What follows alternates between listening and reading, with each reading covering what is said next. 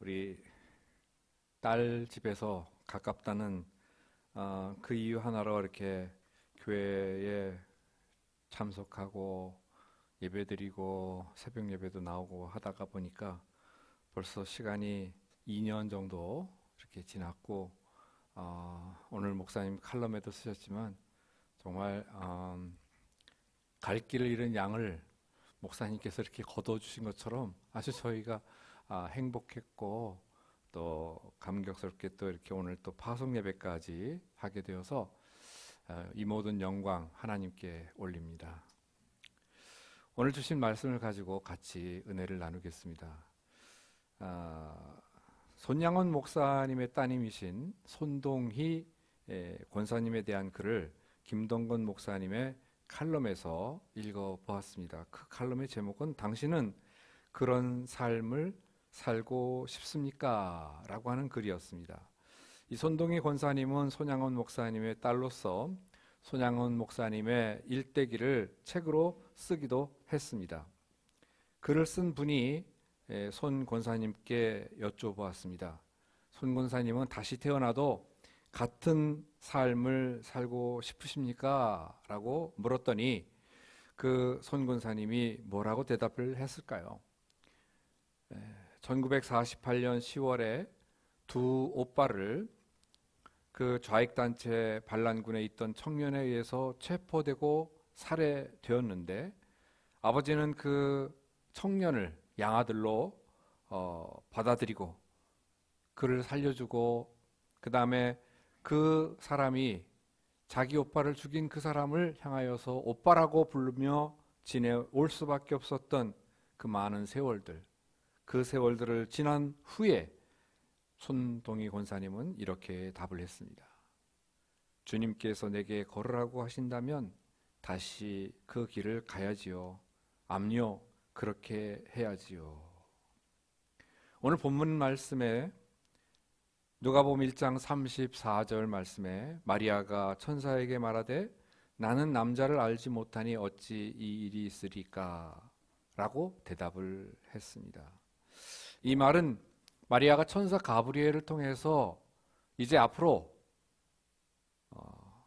예수 그리스도를 낳게 될 것이다 라고 할 때에 대답한 말입니다.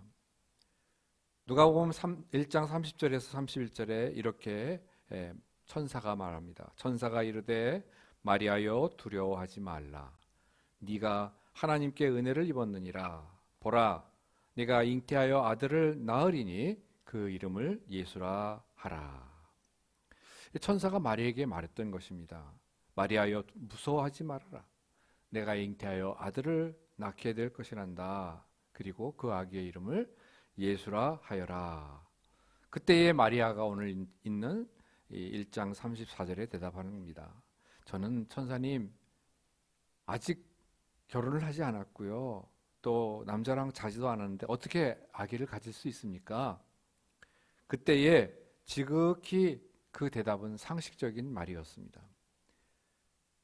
그런데 그 앞서 있었던 일이 있었습니다. 어떤 일이 있었냐면 제사장 사가랴가 천사에게 나타나서 말하기를 네 아내 엘리자벳이 내게 아들을 낳아주리니 그 이름을 요한이라 하라. 이렇게 하였을 때에 그 제 천사의 말을 듣고 사가랴가 대답한 말이 누가복음 1장 18절에서 20절에 기록되어 있습니다.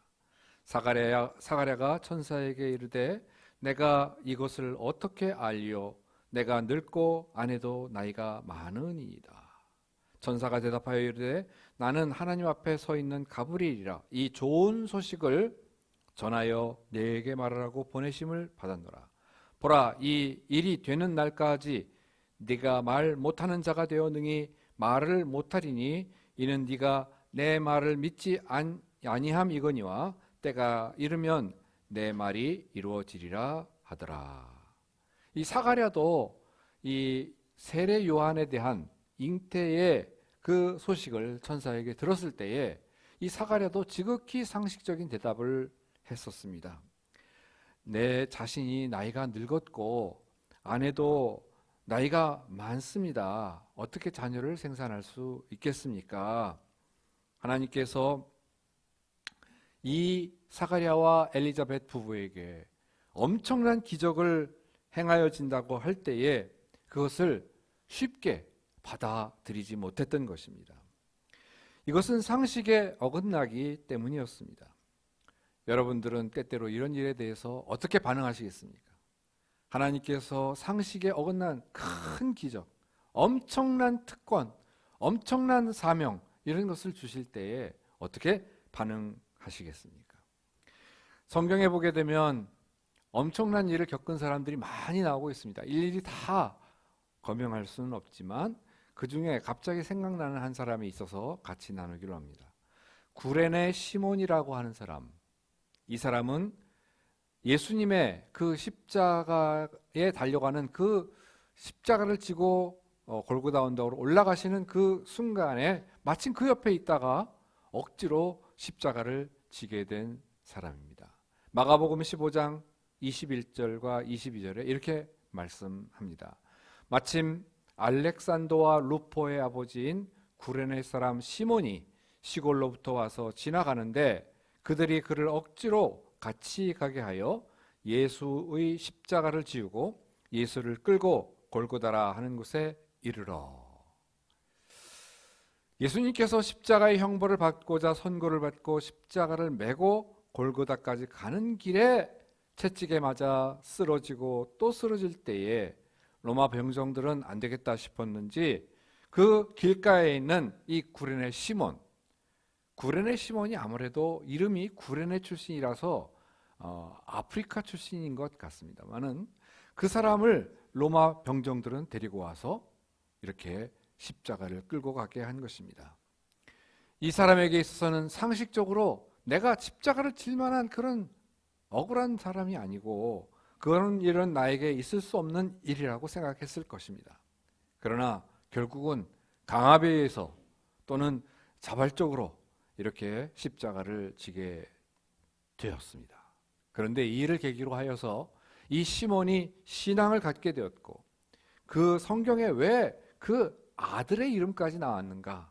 거기 알렉산더와 루포의 아버지인 구레네 사람 시몬이라고 했는데 바로 이 두 사람이 알렉산더와 루포가 초대교회의 큰 지도자로 서게 되었던 것입니다. 우리 성도들에게도 간혹 상식적으로 받아들일 수 없는 그러한 요청을 하나님께서 하실 수가 있습니다. 저와 여러분은 그럴 때에 어떻게 반응해야 할까요? 때로는 상식이 우리에게 걸림돌이 될 수 있습니다. 그럴 때에 천사는 제3의 방법을 이 마리아에게 제시하는 모습을 성경에서 알 수 있습니다. 누가복음 1장 35절 37절 우리가 읽은 말씀인데 거기에서 천사가 어떤 말씀을 하는지 함께 제가 읽어 올리겠습니다. 천사가 대답하여 이르되 성령이 내게 임하시고 지극히 높으신 이의 능력이 너를 덮으시리니 이러므로 나실 바 거룩한 이는 하나님의 아들이라 일컬어지리라. 보라 내 친족 엘리사벳이 늙어서 배었느니라. 본래 임신하지 못한다고 알려진 이가 이미 6달이 되었나니 대저 하나님의 모든 말씀은 능하지 못하심이 없느니라. 세 가지를 말씀합니다. 성령의 능력으로 임신될 것이다. 두 번째, 엘리사벳이라고 너의 친족이 있는데 이미 나이가 늙었는데도 임신하였다. 하나의 예를, 신뢰를 들고 있고, 세 번째로 하나님이 제3의 방법을 제시하는데 하나님의 모든 말씀은 능하지 못하심이 없느니라.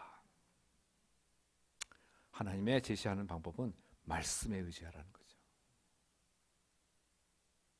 오늘 읽는 마리아는 이에 대해서 답변을 합니다. 38절에 마리아가 이르되 주의 여종이오니 말씀대로 내게 이루어지이다 하매 천사가 떠나가니라. 마리아는 자기의 정체성을 주의 여종이라고 밝힙니다. 그러므로 주인이 누구입니까? 하나님이십니다. 그러므로 종은 주인이 명령하면 따를 수밖에 없습니다. 그리고 주인이 말씀하셨으니까 말씀대로 내게 이루어지이다 라고 순종을 결단하는 것입니다. 마리아는 이 결심으로 인하여서 앞으로 큰 책임을 맡게 되었습니다. 사람들에게 창피를 당할 수 있고 또 오해를 받을 수도 있고 또 손해를 볼 수도 있고 때로는 그 당시의 법대로 돌에 맞아 순교할 수도 있습니다.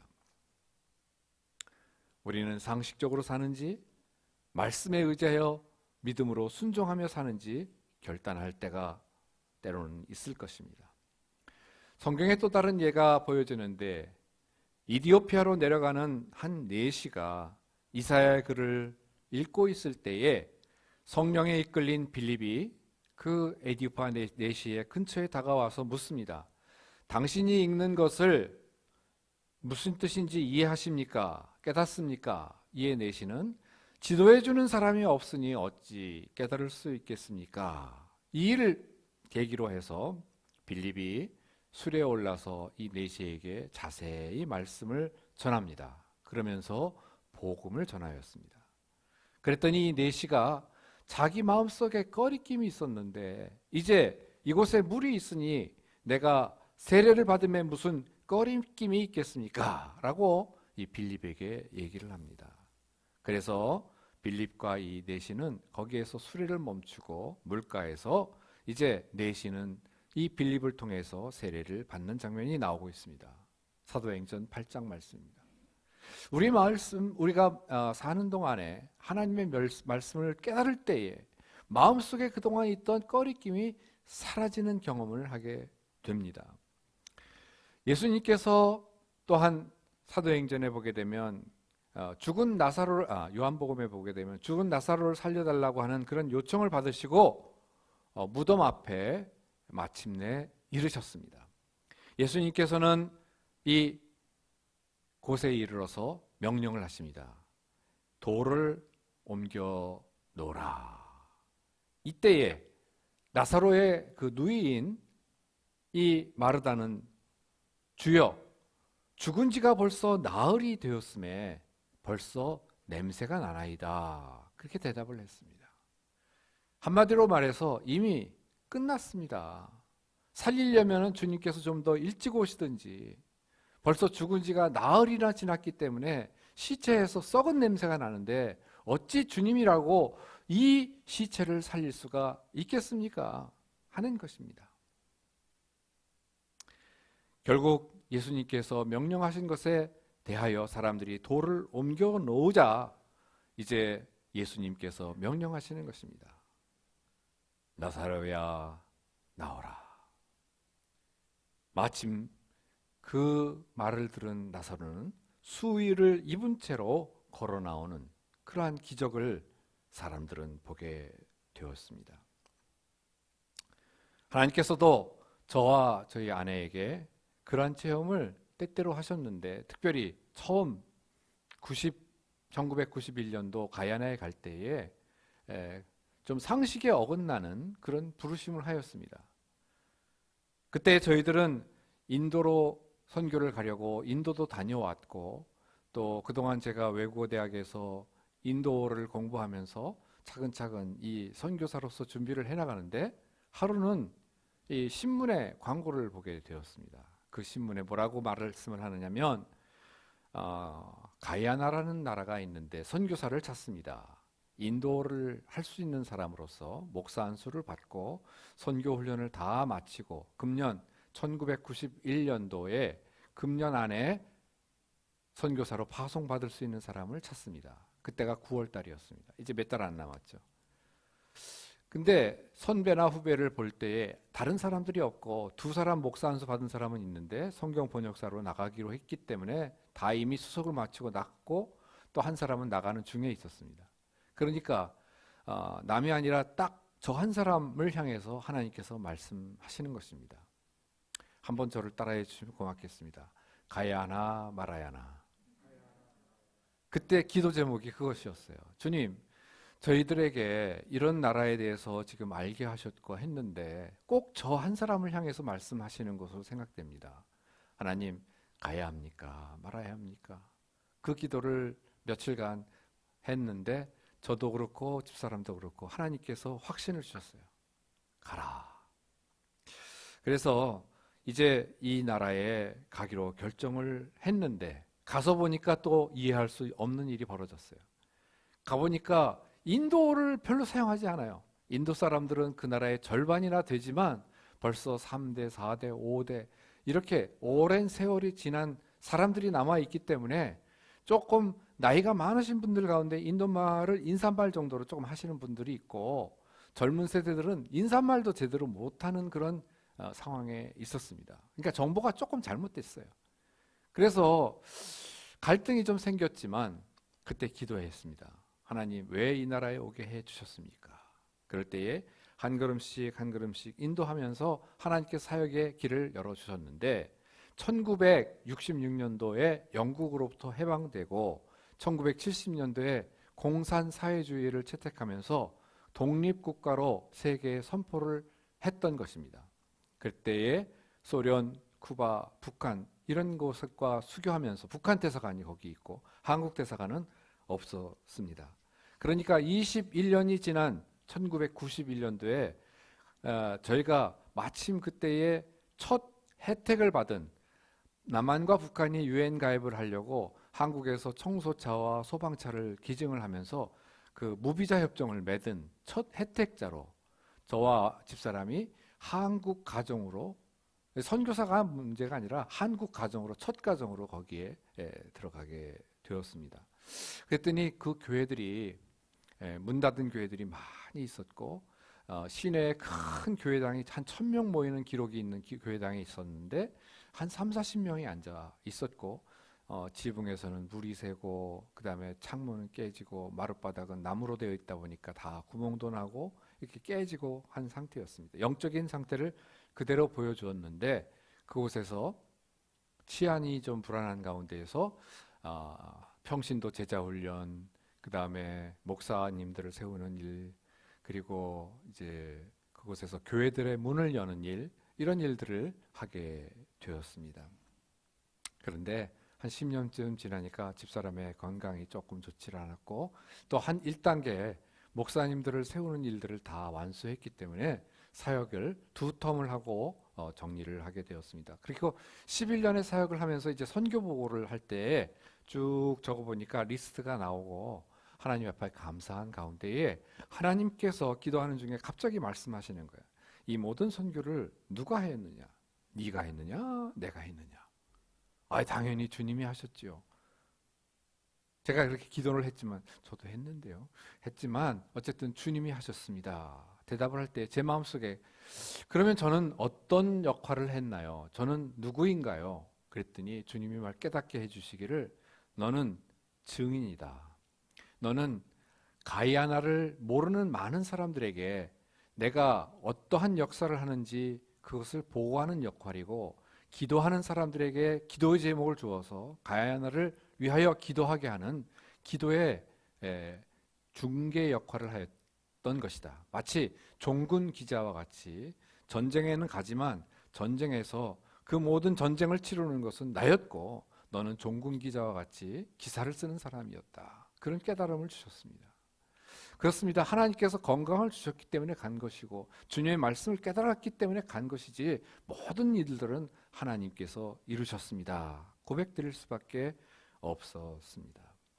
그 일은 중국에서 2013년부터 2020년까지 7년간 사역할 때 더욱더 많이 체험하게 되었습니다. 물론 그곳에서 나름대로 노력은 했습니다. 그런 과정에 공안에도 3번 잡혀가기도 하고 뭐 이런저런 일들 많이 했지만 그 모든 것에 대해서 자세하게 밖으로 나와서 이런 일이 있었습니다. 저런 일이 있었습니다. 누구한테 보고할 수도 없었습니다. 그 모든 것들은 하나님께서 다 이루셨습니다. 그리고 그곳에서 이루어진 것들을 주님만이 다 아십니다. 고백할 수밖에 없었던 것입니다. 이제 하나님께서 사역지를 재조정하여서 이제 2월 22일 날 가게 됩니다. 그 땅에 갈 때에 하나님께서는 꼭 필요한 사람들이 있습니다. 그것은 저희는 그곳에 가지만 함께 기도로 동력하시는 동력자들이 꼭 필요합니다. 하나님께서 그곳에서 사역할 때 경험하게 하신 것은 사단의 방해가 꼭 있다는 것을 경험하게 하여 주셨습니다. 이번에 제가 이제 사역을 계획하는 것은 그 나라 한반도만한 땅덩어리인데 거기에 인천, 한국으로 따지면 인천에서 대전 정도 되는 해안가에 한 90% 사람들이 모여 있습니다.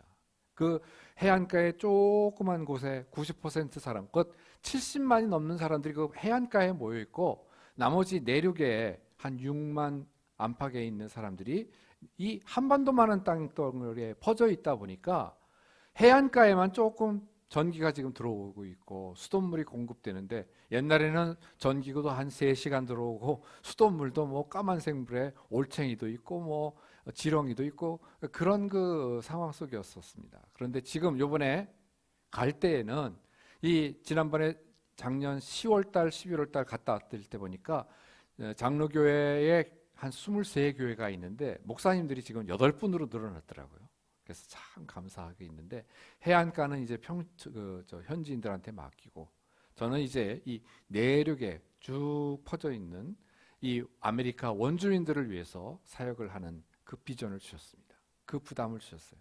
제가 다 돌아다닐 수는 없겠지만 이제 들어갈 때에 하나님께서 만날 만한 사람을 현지 사람 동역자를 만나게 해주시고 또 그곳에서 사역할 때에 그들이 호롱불 켜고 있는데 그곳에 가서도 건강을 유지하게 해주시고 또한 많은 기도의 제목들을 이제 여러분들에게 드릴 때에 여러분들께서 하나님 앞에서 함께 사역을 해 주시기를 간절히 바랍니다.